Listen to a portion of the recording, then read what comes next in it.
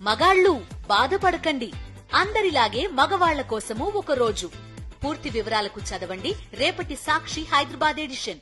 తల్లికి వందనం ఎప్పుడు? రైతుకు పెట్టుబడి సాయం ఎక్కడ? ఫీజు రియంబర్స్మెంట్ ఏమైంది? నిరుద్యోగ భృతి ఇక లేనట్టేనా? ఇలా సోషల్ మీడియా వేదికగా ప్రభుత్వాన్ని ప్రశ్నించిన వారిపై అక్రమ కేసులు పెడుతున్నారు. అయినా ఇలాంటి వాటికి కూడా ఏం కేసులుంటాయి సార్? ఏదో పోలీస్ స్టేషన్కు పిలిచి విచారించి వదిలేస్తారు, అంతే కదా అంటారా?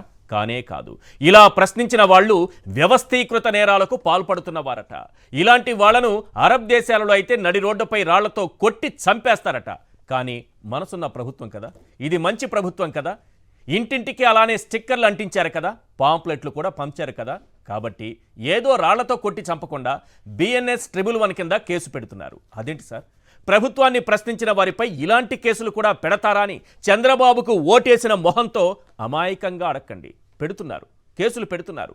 BNS 111 సెక్షన్ కింద కఠినమైన కేసులు పెడుతున్నారు. అంతకంటే ముందు కొడుతున్నారు, 3rd డిగ్రీ ప్రయోగిస్తున్నారు. అసలు BNS 111 సెక్షన్ ఎవరిపై పెడతారో తెలుసా? వ్యవస్థీకృత నేరాలకు పాల్పడే వారిపైన. అలాంటి సెక్షన్లతో సోషల్ మీడియా యాక్టివిస్టులను అక్రమ కేసుల్లో ఇరికించి ప్రభుత్వాన్ని ప్రశ్నించే గొంతు లేకుండా చేస్తున్నారు. దాంతోపాటే జగన్ను బలహీనపరచవచ్చని ప్లాన్ చేశారు. అసలు అప్పుడెప్పుడో 4-5 ఏళ్ల క్రితం పోస్టులు పెట్టారని ఇప్పుడు BNS యాక్ట్ కింద సోషల్ మీడియా యాక్టివిస్టులపై కేసులు పెడితే చెల్లుతాయా? స్కిల్ స్కామ్లో PC యాక్ట్ 17A ప్రకారం తన అరెస్టు చెల్లదని చంద్రబాబు చెప్పారు కదా. PC యాక్ట్లో సవరణ చేసిన తర్వాత FIR నమోదు అయింది కాబట్టి 17A వర్తిస్తుందని చంద్రబాబు కాదు, అంతకు ముందే నేరం జరిగింది కాబట్టి వర్తించదని ప్రభుత్వం సుప్రీంకోర్టులో వాదించిన విషయం గుర్తుందిగా. మరి అప్పుడెప్పుడో పెట్టిన పోస్టుకు ఇప్పుడు BNS యాక్ట్ కింద కేసు పెడితే చెల్లుతుందా?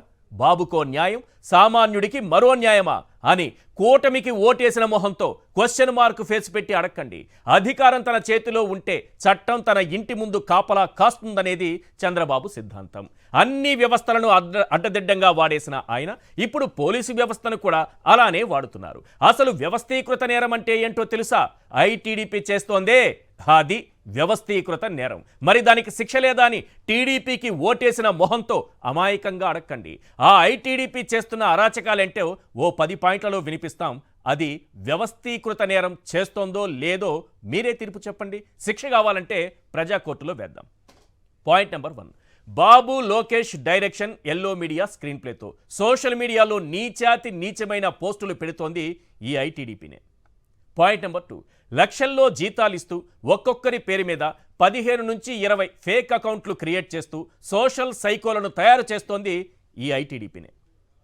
పాయింట్ నెంబర్ 3, చంద్రబాబు ప్రత్యర్థులపై వ్యక్తిత్వ హననం, వారి కుటుంబంలోని మహిళలపై అసభ్యకర పోస్టులు పెడుతోంది ఈ ఐటీడీపీనే.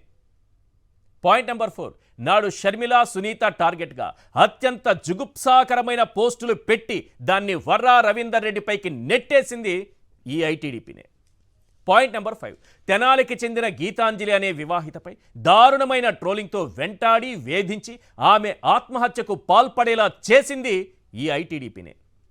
పాయింట్ నెంబర్ 6, బెండపూడి ప్రభుత్వ పాఠశాలకు చెందిన బాలికలు అనర్గళంగా ఇంగ్లీష్లో మాట్లాడితే వారిపై నీచమైన పోస్టులు పెట్టింది కూడా ఈ ఐటీడీపీనే.